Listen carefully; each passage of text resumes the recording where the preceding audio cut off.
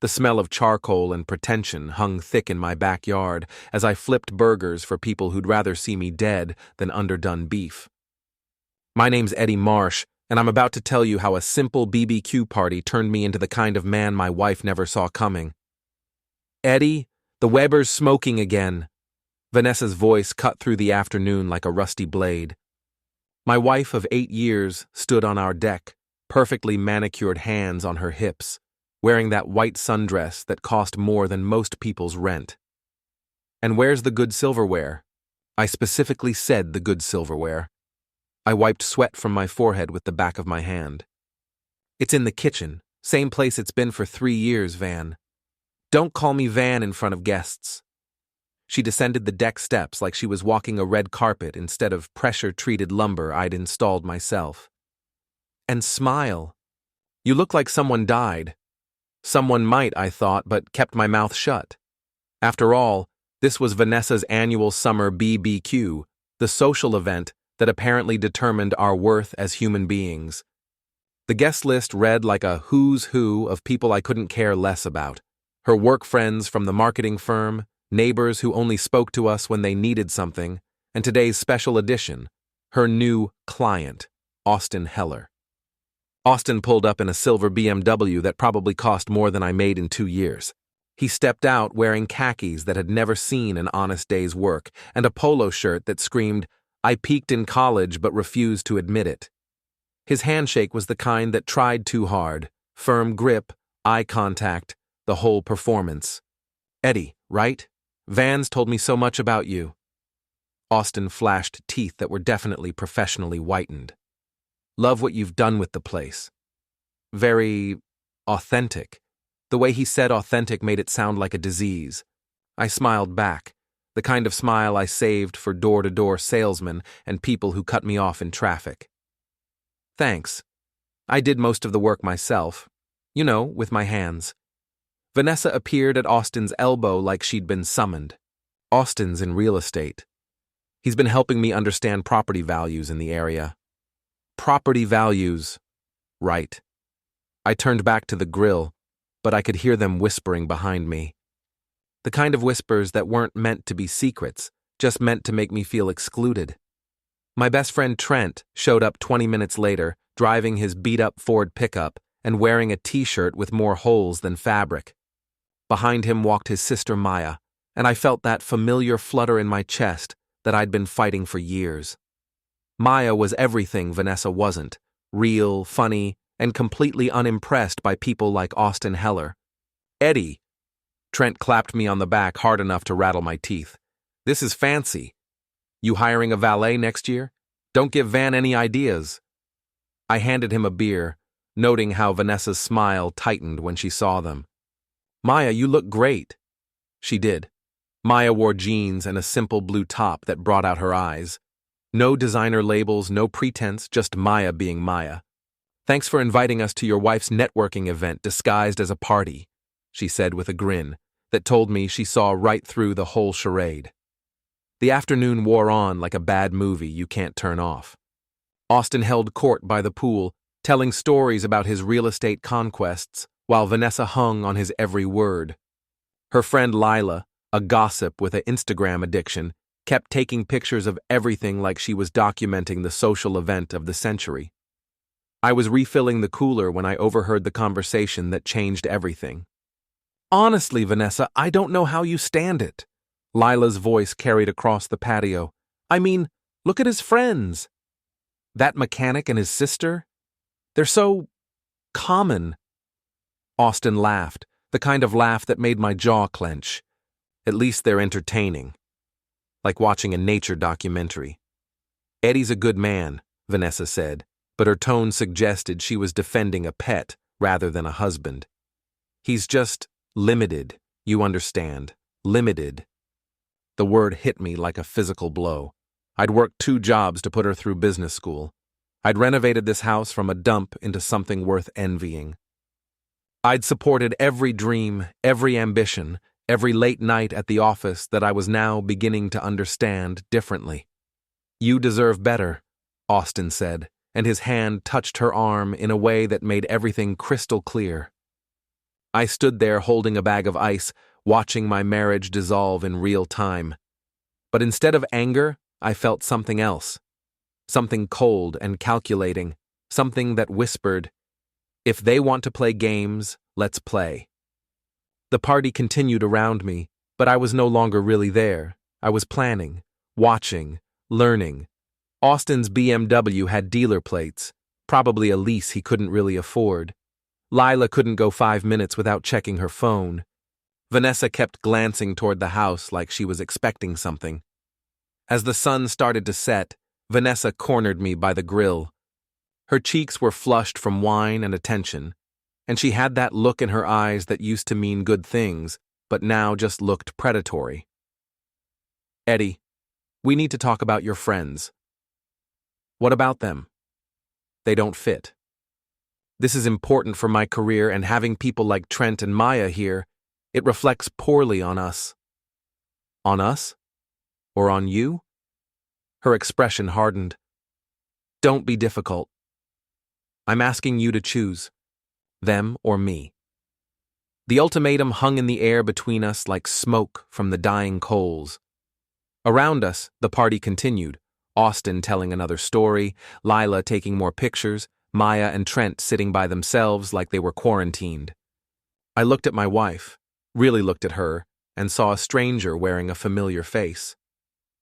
"Message received," I said quietly. Vanessa smiled like she'd won something important. "Good. I knew you'd understand." She walked away, hips swaying, already dismissing me from her thoughts. But she'd made a crucial mistake. She'd assumed I was choosing her. I wasn't. The party ended around 10, with Austin lingering until he was practically the last guest standing. I watched from the kitchen window as he and Vanessa said their goodbyes by his BMW, their body language telling a story that had nothing to do with real estate. "Hell of a party," Trent said, appearing beside me with Maya.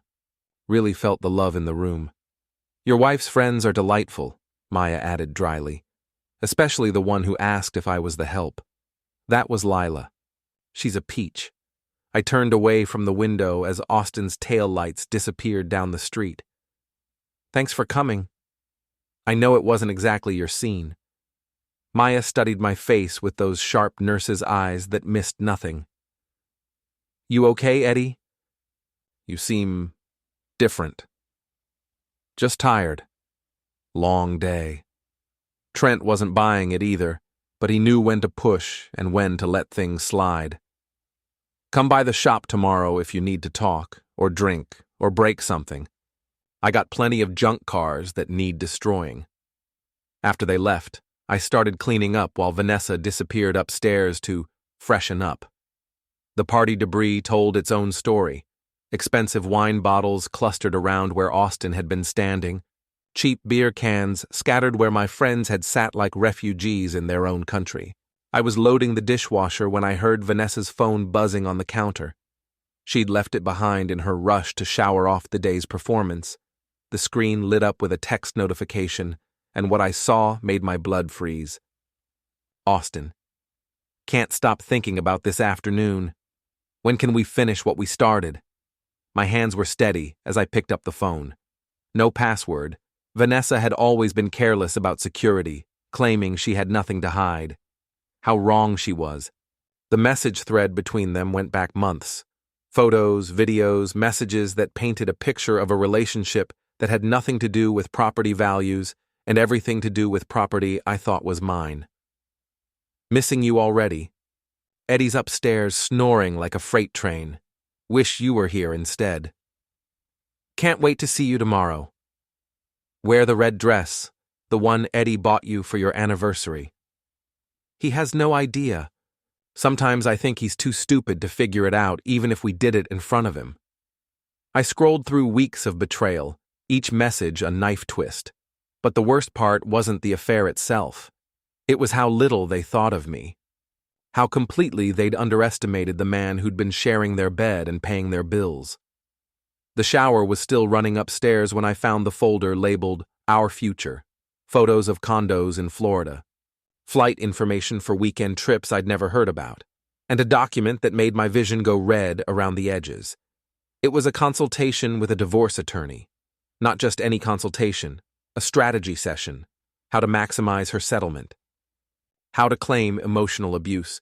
How to get the house, the savings, everything we'd built together while painting me as the villain in our story. Eddie? Vanessa's voice drifted down from upstairs. Can you bring me my phone? I left it in the kitchen. Sure thing, honey, I called back, my voice steady as a rock. I took screenshots of everything, sending them to my own phone before deleting the evidence from her sent folder. Then I carried the phone upstairs like a dutiful husband, my mind already 3 steps ahead of their little game. Vanessa was wrapped in a towel, her hair wet and skin flushed from the hot shower. Once upon a time, this scene would have led to very different activities. Now all I could see was a stranger who'd been playing me for a fool. Thanks, baby. She took the phone without really looking at me. Great party tonight, don't you think? Absolutely. Austin seems like a real winner. He is. Very successful. Very driven. She was texting as she talked, probably telling her lover about her clueless husband bringing her the phone like a trained dog. I got ready for bed in silence, watching Vanessa in the mirror as she applied her nightly beauty routine. Every cream, every serum, every ritual designed to maintain the illusion that had been my marriage. Eddie? She caught my eye in the mirror. About what I said earlier, about your friends. Don't worry about it. I understand perfectly. She smiled, satisfied with my submission. I knew you would. We're a team, after all. A team. Right. The kind of team where one player didn't know the game had changed. I lay in bed listening to Vanessa's breathing even out into sleep, her phone clutched in her hand like a security blanket. My mind was crystal clear, working through possibilities and consequences with the methodical precision I usually reserved for home improvement projects. They wanted to play games? Fine. But they'd made one crucial error in judgment. They'd assumed I was too stupid to fight back. The next morning started like any other, which was exactly how I wanted it. Vanessa rushed through her routine, grabbing coffee and kissing my cheek like she had for 8 years. The difference was that now I knew it was all performance art. Working late again tonight, she said, not quite meeting my eyes. Big presentation tomorrow. Of course. I'll probably hang out with Trent, work on his transmission. That's nice, dear. She was already mentally gone, probably planning her afternoon with Austin. After her car disappeared down the street, I called in sick to work. I had vacation days saved up and a marriage to investigate. My first stop was Trent's garage, where I found him elbow deep in the engine of a Chevy that had seen better decades. Eddie? Shouldn't you be pushing papers and kissing ass somewhere? Took the day off. Need a favor. Trent wiped his hands on a rag that was somehow dirtier than his fingers. This about last night? Because your wife's friends made my skin crawl and I've worked on septic systems. Something like that. I pulled out my phone and showed him one of the tamer screenshots. Vanessa's having an affair. Trent's expression went from confused to furious in about 2 seconds. That cheating? Eddie, I'm sorry, man. What do you need? Information. And maybe some technical assistance. What kind of technical assistance? I smiled, and Trent actually took a step back. The legal kind. Mostly. We spent the next 2 hours planning what Trent called Operation Screw the Cheaters. The plan was simple, methodical, and completely deniable. I wasn't going to break any laws, but I was going to bend a few social conventions until they snapped. First stop, Austin's dealership. Heller Premium Auto Sales occupied a corner lot downtown, all glass and chrome and promises of luxury you couldn't afford. Austin was in his office, visible through the floor-to-ceiling windows, probably texting my wife about their next rendezvous. I walked in wearing my best smile and my wedding ring. Austin! What a coincidence. He looked up from his phone with the expression of a man caught with his hand in the cookie jar. Eddie! What brings you here? Vanessa mentioned you might be able to help me find something special. An anniversary gift, you know. 8 years next month. The irony was so thick you could cut it with a knife. Austin's smile was strained as he led me around the showroom, pointing out cars that cost more than most people's houses. I played the interested buyer, asking detailed questions about financing and trade-in values. This one's nice, I said, running my hand along the hood of a red Corvette. Vanessa loves red. Very passionate color, don't you think? Austin's face was turning an interesting shade of pale. It's a popular choice. I bet. You know, she's been so happy lately. Practically glowing. Must be all those late nights at work, really fulfilling her potential. She's a remarkable woman. That she is. Very dedicated, very thorough. When Vanessa commits to something, she gives it everything she's got. I left him sweating behind his desk, promising to bring Vanessa by later in the week to see what caught her eye. The look on his face was worth the 20-minute drive. Next stop, Vanessa's office. I knew her schedule better than she thought, knew she'd be in meetings until 4. Her assistant, a sweet kid named Jennifer who actually liked me, was happy to let me wait in Vanessa's office. She's in with the Peterson account, Jennifer explained. Should be another hour at least. Perfect. I wasn't there to snoop. I'd already seen everything I needed to see. I was there to plant seeds. You know, Jennifer, Vanessa's been working so hard lately. All those client dinners, weekend meetings. I worry she's burning herself out. Oh, she definitely puts in the hours. Some of those real estate consultations go really late. Real estate consultations? Jennifer looked confused. With that Austin guy? She's been meeting with him like twice a week for months. I thought you knew.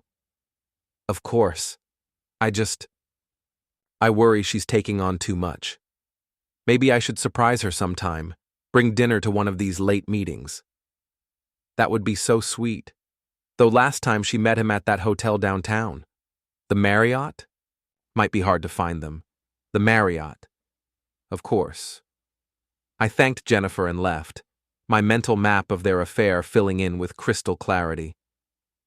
That evening, I was the picture of domestic tranquility when Vanessa came home. I'd made her favorite dinner, opened a bottle of wine, even put on the jazz playlist she liked. This is nice, she said, settling into her chair with the satisfied smile of a woman who'd had a very good day. What's the occasion? No occasion. Just felt like spoiling my wife.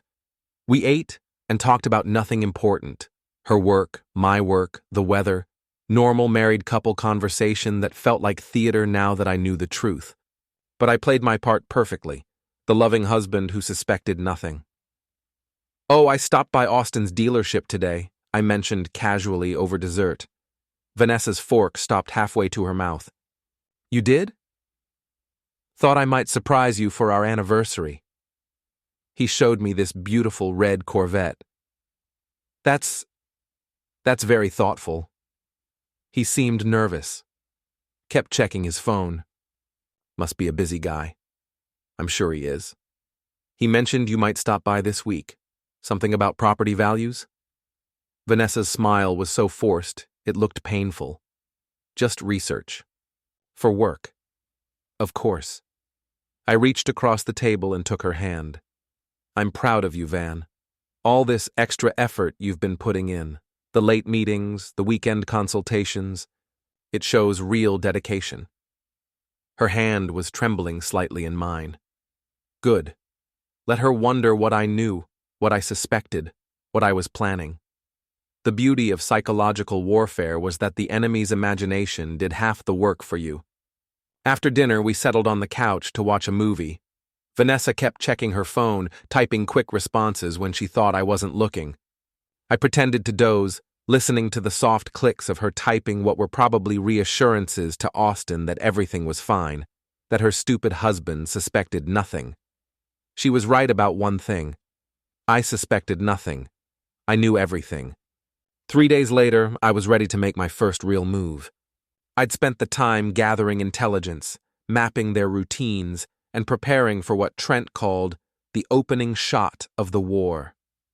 Vanessa left for work that morning with a spring in her step, humming under her breath. She was meeting Austin for lunch. I knew because I'd seen the texts she thought she'd deleted. The Marriott Hotel restaurant, 1 o'clock, table for 2.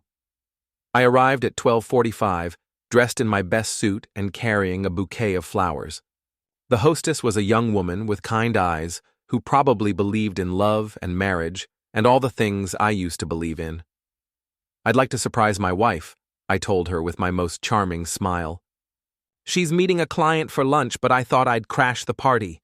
"Vanessa Marsh? Oh, how romantic." "Table 12, right over there." Table 12 had a perfect view of the hotel lobby and elevator bank. I could see everything from where I sat, nursing a coffee and checking my watch like a man waiting for his lunch date. At exactly 1 o'clock, Austin walked in wearing a suit that probably cost more than my car payment. He looked around nervously before heading to the elevator. 5 minutes later, Vanessa appeared, checking her reflection in every shiny surface she passed. They didn't go to the restaurant. They went upstairs. I sat there for exactly 1 hour, timing them like a scientist conducting an experiment. When they came back down, Vanessa's hair was slightly mussed, and Austin's tie was crooked. They parted ways in the lobby with a kiss that made my stomach turn. I waited until Austin's BMW pulled out of the parking garage before making my move. Vanessa was walking to her car, checking her phone and smiling like a woman who'd just had the best hour of her day. She didn't see me until I was standing right beside her Honda Accord. "Hey, honey. Fancy meeting you here." The color drained from her face so fast I thought she might faint. "Eddie? What are you doing here?" "Thought I'd surprise you. Take you to lunch." I held up the flowers, wilted now from sitting in the hot car. "But it looks like you already ate." Yes, I had a business lunch. With a client. Austin Heller?" Her mouth opened and closed like a fish out of water. "How did you—" "Lucky guess. He left about 5 minutes ago, seemed to be in a hurry." Vanessa's training kicked in then, the corporate composure that had served her so well in boardrooms and apparently hotel rooms. "Eddie, you're being paranoid. Austin is helping me with a project." "What kind of project requires a hotel room?" "We weren't in a hotel room. We were in the restaurant." I pulled out my phone and showed her a photo I'd taken through the lobby window. Austin and Vanessa getting into the elevator together, her hand on his arm, both of them looking like they were heading somewhere that had nothing to do with business. Try again. The mask slipped then, and for a moment I saw something ugly underneath. Not guilt or shame, but irritation. Like I was a child who'd interrupted the adults during an important conversation. "Fine. Yes, I was upstairs with Austin. We needed privacy to discuss some sensitive financial matters." "What kind of financial matters?" "It's complicated. You wouldn't understand." There it was. The casual dismissal, the assumption that I was too stupid to comprehend the complex world of adults making adult decisions. It was almost funny how little she thought of me. "You're right," I said quietly. "I don't understand. Help me out." Vanessa looked around the parking garage like she was calculating escape routes. "Eddie, can we please discuss this at home? I have to get back to work." "No, we're going to discuss it right here, right now. Because I'm tired of being treated like an idiot in my own marriage." "You're making a scene." "I'm asking questions. If that makes you uncomfortable, maybe you should think about why." She tried to walk around me, but I stepped sideways, blocking her path to the driver's door. Not threatening, not aggressive, just present, unavoidable. "Move, Eddie. Answer the question first. What were you doing in that hotel room?" "I don't have to explain myself to you." "Actually, you do. That's how marriage works. Or at least, it's how I thought it worked." Vanessa's composure finally cracked completely. "You want to know what I was doing? I was having lunch with a man who treats me like an adult, who values my opinions and doesn't make me feel like I'm settling for less than I deserve. And that requires a hotel room because because sometimes adults need to have private conversations without their paranoid spouses following them around, like some kind of stalker. The word stalker echoed off the concrete walls. A woman getting into her car 2 spaces over glanced in our direction, clearly uncomfortable with the domestic drama unfolding in public. So I'm paranoid for wondering why my wife is meeting men in hotel rooms. You're paranoid for thinking it means something it doesn't. I almost laughed. Almost. The sheer audacity of her gaslighting was impressive in its scope. But I wasn't the same man who'd grilled burgers while she flirted with her lover 3 days ago. That man might have believed her, might have apologized for being suspicious, might have gone home feeling guilty for doubting his wife. This man had screenshots. Show me your phone. What? Your phone. If this was just a business meeting, show me your messages with Austin. Prove me wrong.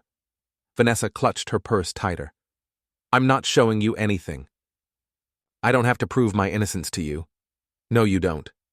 But a wife who had nothing to hide might want to put her husband's mind at ease. A husband who trusted his wife wouldn't need proof. We stared at each other across 3 feet of concrete and 8 years of marriage. I could see the exact moment she decided to go nuclear. You know what your problem is, Eddie? You're small. Small job, small friends, small dreams. You can't imagine that someone like Austin might actually be interested in my mind, my ideas, my potential. So you assume it has to be something dirty. Is it? Is it what? Something dirty? The question hung between us like a loaded gun. Vanessa's face went through several expressions: anger, calculation, something that might have been regret, before settling on cold determination. I want a divorce. There it was. The nuclear option. The conversation ender she'd been building toward for months, maybe years. The words that were supposed to devastate me, leave me begging for another chance, agreeing to whatever terms she dictated. Instead, I smiled. Okay. The simple acceptance clearly wasn't what she'd expected. Vanessa blinked, recalibrating. Okay? Sure, if that's what you want, that's what we'll do. Good, fine. We'll discuss the details later. Actually, let's discuss them now. Since we're being so honest with each other. I pulled out my phone and opened the folder where I'd saved all those screenshots. Vanessa's eyes went wide as she recognized her own messages on my screen. See, the thing about divorce is that it's a legal proceeding. Courts like evidence, documentation, proof of things like adultery and fraud and conspiracy to commit perjury. Her face had gone gray. You went through my phone. You left it on the counter. With no password. Next to a man you've been lying to for months. Those are private messages. Between my wife and her lover discussing how to destroy me in divorce court. Yeah, I'd say that makes them my business. Vanessa looked like she might throw up. Eddie, you don't understand. I understand perfectly. You and Austin have been planning this for months. The affair was just the appetizer. The real meal was going to be taking me for everything I'm worth while painting me as an abusive husband. It's not like that. It's exactly like that. I've got your consultation notes with the lawyer, Vanessa, your strategy sessions, your plans to claim I threatened you, hit you, controlled you, all documented in your own words. She was crying now, but they weren't tears of remorse. They were tears of frustration, of a plan falling apart, of a woman realizing she'd underestimated her opponent. What do you want? She whispered. I want you to go back to work and pretend this conversation never happened. I want you to keep meeting Austin, keep planning your little divorce strategy, keep thinking you're smarter than everyone else in the room. Why? I leaned closer, close enough that she could see the man she'd married was gone, replaced by someone she'd created through months of lies and betrayal. Because I'm going to destroy both of you. Methodically, completely, and with the same attention to detail I put into everything else you think is beneath you. And when I'm done, you'll wish you'd just asked for an honest divorce, instead of trying to play games with someone who's been fixing broken things his whole life. I stepped back and gestured toward her car. Have a good rest of your day, honey. Try not to think about this conversation too much. It might interfere with your performance this afternoon. Vanessa got into her car with shaking hands, started the engine, and drove away without looking back.